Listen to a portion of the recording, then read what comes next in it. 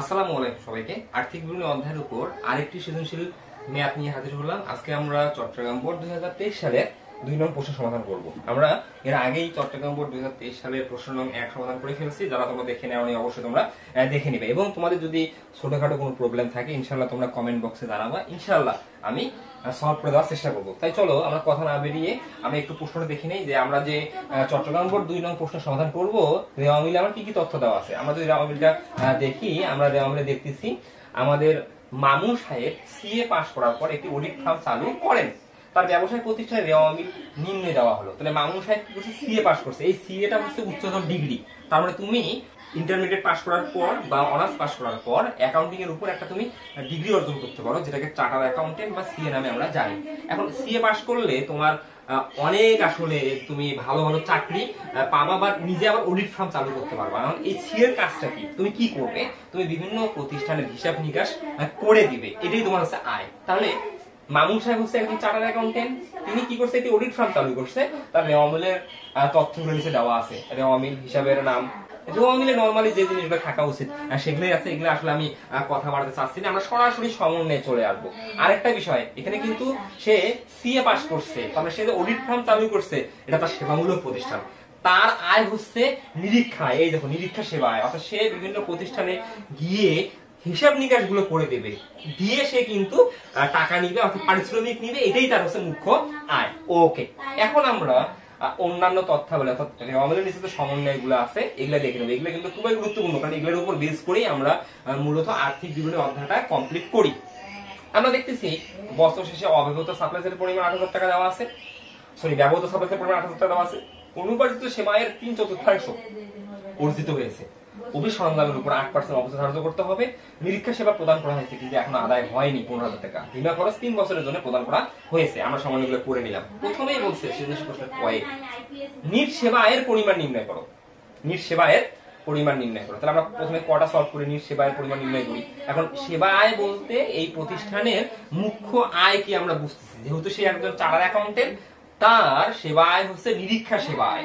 ওকে, এই নিরীক্ষা সেবায়ের আমাকে কি বার করতে বলছে? নিট নিট নিট পরিমাণ কত। তাহলে আমরা প্রথমে রেওয়া মিলে এই যে নিরীক্ষা সেবা আয় যা আছে সেটা বসাবো। আমরা লিখবো নিরীক্ষা সেবা আয়, বা সংক্ষেপে সেবা আয়ও লিখতে পারি। আমি সেবা আয় লিখলাম, তোমার নিরীক্ষা সেবা আয়টা লিখে নিবা। সেবা আয় আমরা রেওয়া মিলে সেবা আয় দেখতেছি 1,25,000 টাকা আছে। আমি প্রথম করে লিখবো 1,25,000 টাকা লিখলাম। এখন আমরা দেখবো যে নিরীক্ষা সেবা আয় রিলেটেড আমাদের সমন্বয়ে কি কি কাজ আছে, একটু আমরা এটা দেখে নেব। আমরা সমন্বয়ে একটু আমরা আসি যে নিরীক্ষা সেবা আয় বাবদ সমন্বয়ে কি কি আছে। আমরা যদি সমন্বয় দেখি, সমন্বয় নাম্বার 2 আছে অনুপার্জিত সেবায়ের 3/4 অর্জিত হয়েছে। তাহলে আমরা রেওয়া মিলে দেখতেছি এই যে অনুপার্জিত সেবা আয় আছে। অনুপার্জিত সেবা আয় মানে কি? তুমি বিভিন্ন প্রতিষ্ঠানের কাছ থেকে বা একটি প্রতিষ্ঠানের কাছ থেকে অডিট সেবা প্রদান করার শর্তে অগ্রিম টাকা গ্রহণ করছো 30,000 টাকা। কারণ তোমার কাজ, তুমি যদি একজন চার্টার্ড অ্যাকাউন্টেন্ট, তোমার কাজে তো বিভিন্ন প্রতিষ্ঠানের হিসাব নিকাশ করে দেওয়া, দিয়ে তুমি কি করবা? আয় করবা।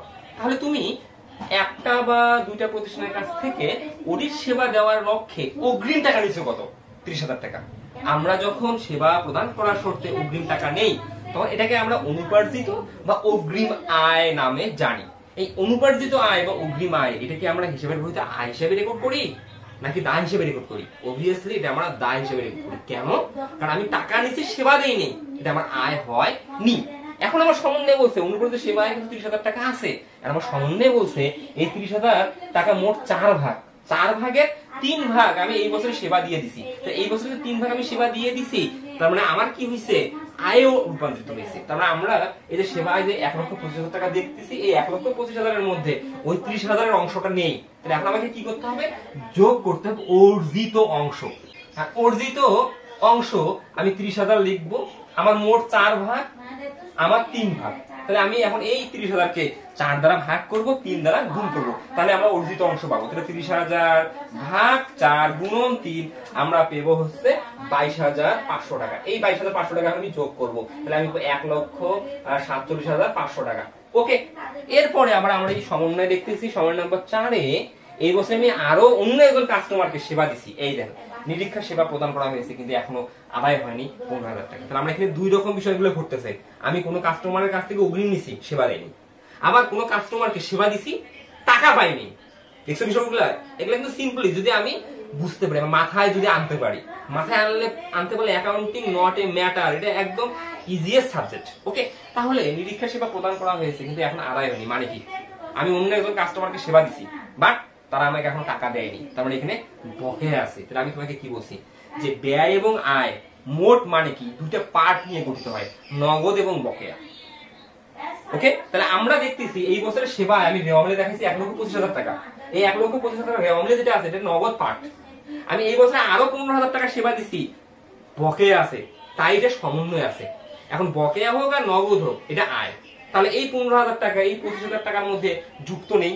তাহলে আমি যদি নিট সেবা আয় নির্ণয় করতে চাই এই 15,000 টাকা যুক্ত করে আমাকে নিটটা বের করতে হবে, তাই আমি লিখবো যোগ বকেয়া। তাহলে বকেয়া আমার কত টাকা এখানে আছে, বকেয়া আছে 15,000 টাকা।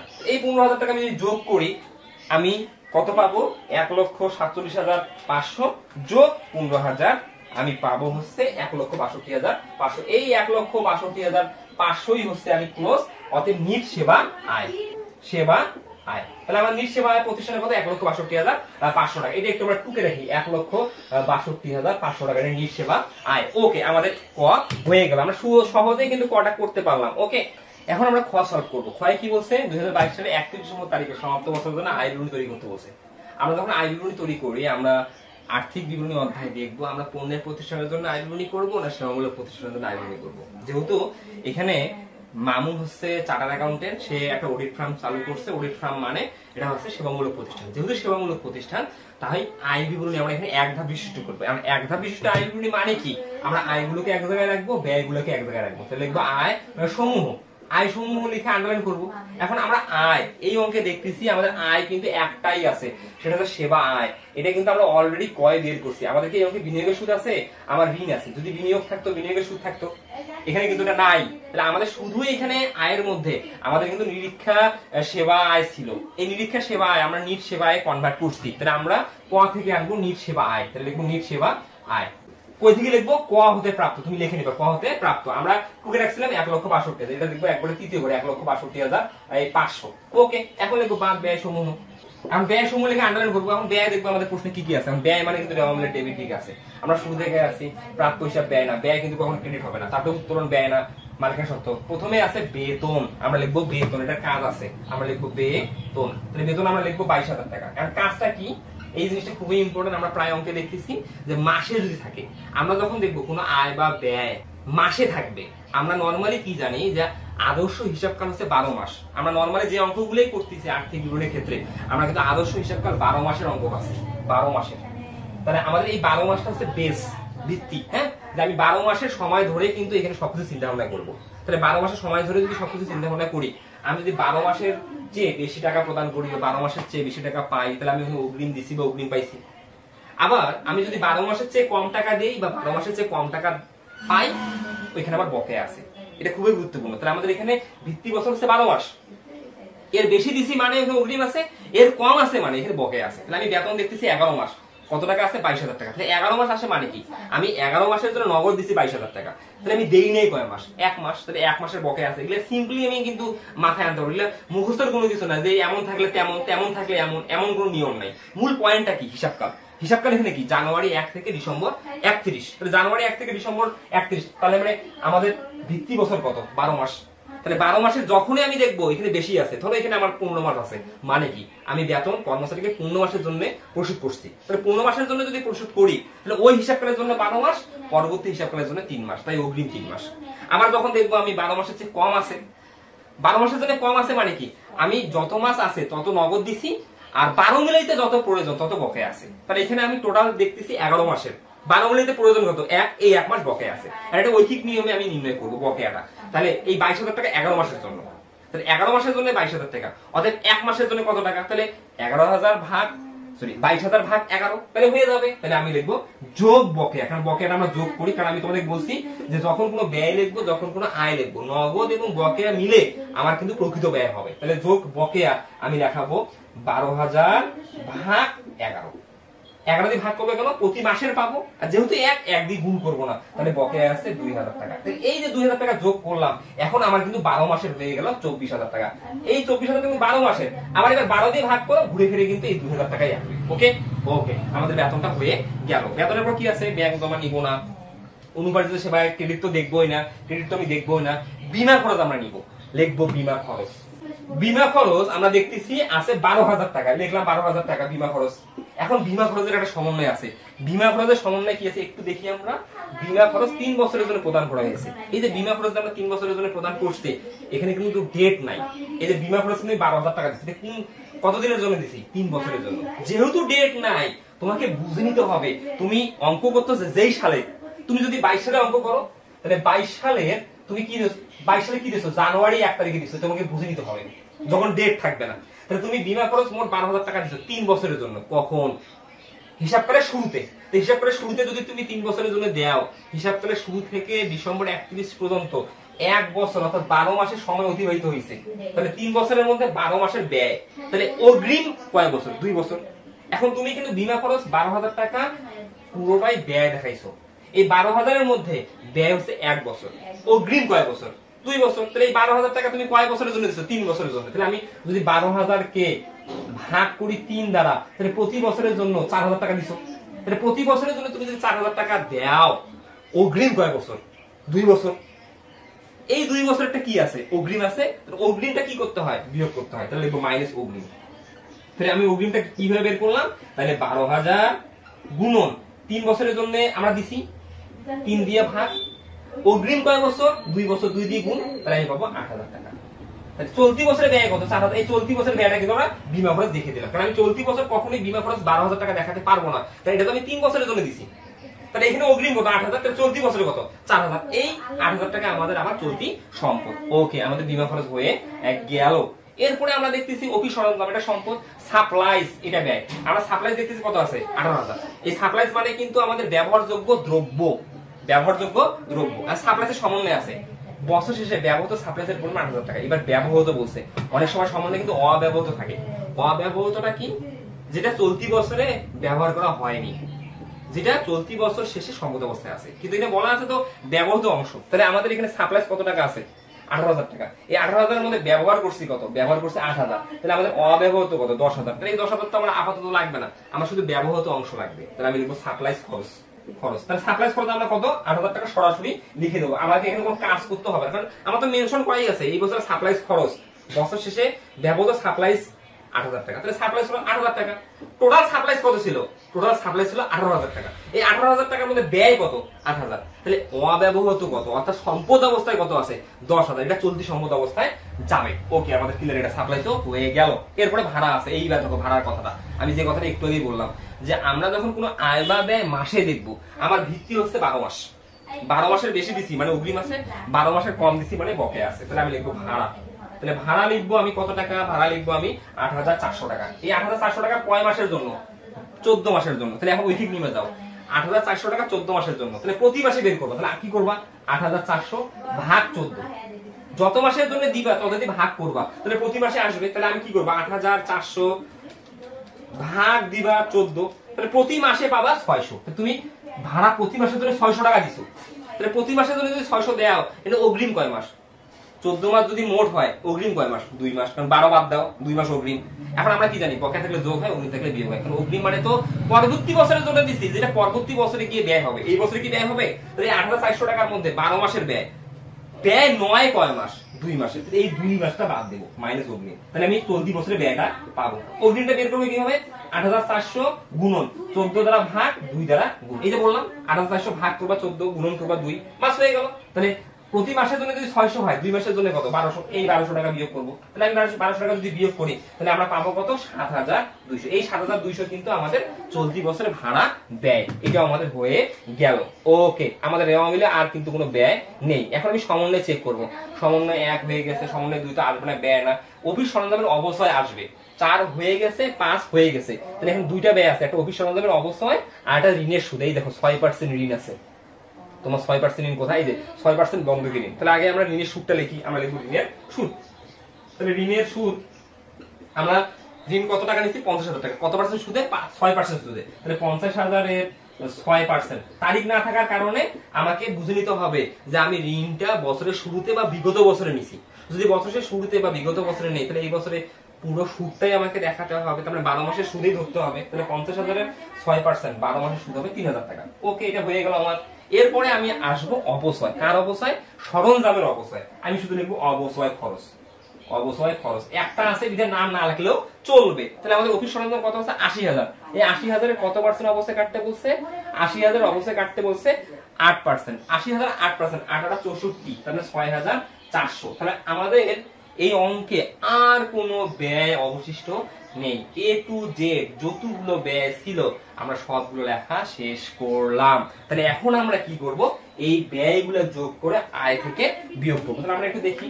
প্রথমে 24,000 টাকা যোগ 4,000 টাকা যোগ 8,000 টাকা যোগ 7,200 টাকা যোগ 3,000 টাকা যোগ 6,400 টাকা। আমি যদি যোগ করি আমরা 52,600। এই 52,600 হচ্ছে আমাদের চলতি বছরে ব্যয়। তাহলে আমাদের চলতি বছরে আমাদের আয় কত? চলতি বছরে আয় হচ্ছে 1,62,500। ব্যয় কত? 52,500, সরি 600। 1,62,500 থেকে যদি 52,600 বিয়োগ করি তাহলে আমি নিট লাভ পেয়ে যাবো। তাহলে মাইনাস 1,62,500। তাহলে আমরা পাচ্ছি 1,62,500 একটু 1,62,500 মাইনাস 52,600 আমরা পেয়ে গেলাম 1,09,900। এটা ক্লোজ করে দেবো, লিখবো অতএব নিট লাভ বা নিট আয়। নিট লাভ বা নিট আয়, বাস এটাই হচ্ছে আমাদের আয় বিবরণী। আমরা খুব সহজে আয় বিবরণীটা শেষ করলাম। ওকে, এখন আমরা গোয়া করবো। গোয়া কি বলছে? 2022 সালের 31তম তারিখে মোট দায় ও মালিকা সত্ত্বের পরিমাণ নির্ণয় করো। তার মানে ঘুরে ফিরে তোমাকে আবারও আর্থিক অবস্থার বিবরণী প্রস্তুত করতে বলছে, বাট আংশিক। এবার তোমাকে 2022 সালের 31তম তারিখে আর্থিক অবস্থার বিবরণী অর্থাৎ মৌলিক যে আমার হিসাব সমীকরণ আছে A সমান L প্লাস ওই তার রাইট সাইডের এলিমেন্ট নির্ণয় করতে বলছে। এই যে এটা কত? তার মানে মোট দায় ও মালিকা সত্ত্ব। তার মানে আমি বলতে পারি আমাদের মৌলিক হিসাব সমীকরণের রাইট সাইডের এলিমেন্ট নির্ণয় করতে বলছে দায় ও মালিকা সত্ত্ব। তাহলে আমি যখন দায় ও মালিকা সত্ত্ব নির্ণয় করব আমরা দুইটা পার্ট পাবো, একটা দায় মানে এল, একটা হচ্ছে মালিকা সত্ত্ব মানে ওনার স্বীকৃতি। এই যে আমি দায় বের করব, দায়টা আমরা প্রতিষ্ঠানে দায়টাকে আমরা আবার দুই ভাবে লিখবো, সেটা হচ্ছে চলতি দায় আর হচ্ছে দীর্ঘমেয়াদী দায়। তাহলে এখন আমরা দেখবো চলতি দায়গুলো আমার প্রতিষ্ঠানে কি কি আছে। তাই আমরা বোর্ডে লিখে রাখছি, প্রথমে প্রতিষ্ঠানের নাম লিখবা, আমি লিখে নিই, তুমি লিখে নিবে, তারপর লিখবা আর্থিক অবস্থার বিবরণী, তারপরে লিখবা 2022 সালের 31তম তারিখের জন্য। এগুলো অবশ্যই তোমরা লিখে নিবা। তারপর লিখবে দায় ও মালিকা সত্ত্ব টাকা টাকা টাকা, তারপর লিখবা তোমরা চলতি দায়। এখন চলতি দায়গুলো আমরা রেওয়া মিল থেকে আনবো। আমরা জানি চলতি দায় রেওয়া মিলে এবং সমন্বয়ে নরমালি 5টা থাকে। এই 5টার মধ্যে প্রথমে আমরা দেখবো ব্যাংক জমাতিরিক্ত আছে কিনা। আমরা দেখতেছি অঙ্কে ব্যাংক জমাতিরিক্ত নাই, বাতিল। তারপরে প্রদেয় বিল বা প্রদেয় নোট আছে কিনা। এই অঙ্কে প্রদেয় বিল বা প্রদেয় নোট আছে, এই যে প্রদেয় নোট নামে আছে, আমি লিখবো প্রদেয় আর নোট। প্রদেয় নোট আমার কত টাকা আছে? প্রদেয় নোট আমরা দেখতেছি আমাদের 42,000 টাকা আছে। দ্বিতীয় ঘরে লিখবো 42,000 টাকা। ওকে, আমার হয়ে গেল। এরপরে আমরা আসবো প্রদেয় হিসাব আছে, লিখবো প্রদেয় হিসাব। প্রদেয় হিসাব আমার কত টাকা আছে আমরা যদি দেখি, আমরা উপরে দেখতেছি প্রদেয় হিসাব আমাদের আছে 19,500 টাকা। লিখবো 19,500 টাকা। দ্বিতীয় ঘরে কোনো কাজ নাই, 19,500 টাকা লিখলাম। তাহলে আমরা প্রথমে ব্যাংক জমাতিরিক্ত ছিল না, লিখি নাই। তারপরে প্রদেয় নোট ছিল লিখলাম, প্রদেয় হিসাব ছিল লিখলাম। তারপরে আমরা 4 নম্বর আইটেম হিসেবে আনবো বকেয়া ব্যয়। আমরা যদি বকেয়া ব্যয় দেখি, এখানে আছে বেতন 1 মাসের বকেয়া, তাহলে দেখবো বকেয়া বেতন। বকেয়া বেতন লিখে বেতন 1 মাসের বকেয়া, তাহলে 1 মাসে আমরা কত পেয়েছিলাম? 2,000 টাকা লিখলাম, 2,000 টাকা। ওকে, এরপরে আর কোনো ব্যয় বকেয়া আছে কিনা? আরেকটা ব্যয় আছে বকেয়া, সেটা আছে এই যে 6% বন্ধকি ঋণ। আমি তোমাকে কি বলছিলাম, যখন তুমি বিনিয়োগের সুদ এবং ঋণের সুদ কাটবা, পার্সেন্ট কেটে যেটা বের হয় সেটা মোট।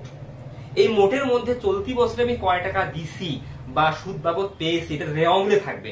রেওয়া মিলে যদি ঋণের সুদ বা বিনিয়োগের সুদ না থাকে, পার্সেন্ট কেটে যেটা পাবো আমি চলতি বছরে মাসে রূপান্তর করার পর সমুদয় বকেয়া থাকবে। তাহলে আমি 50,000-এর 6% কেটে যে 3,000 টাকা ঋণের সুদ পেয়েছিলাম, এখানে ঋণের সুদ আমি এই বছরে 1 টাকাও দেই নাই। কেন?